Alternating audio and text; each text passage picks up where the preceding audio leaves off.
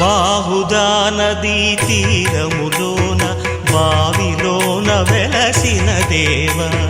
మహిలో జనులకు మహిమలు చాటి ఇహ పరముల నిడు మహానుభావ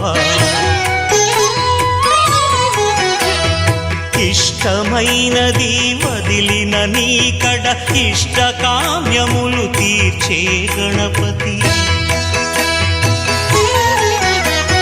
కరుణను పురియుచు వరములను సగుచు నిరతము పెరిగే మహాకృతి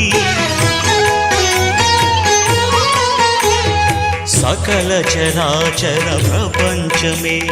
సన్నుతి చేసే విఘ్నపతి నీ గుడిలో చేసే సత్య ప్రమాణం ధర్మదేవతకు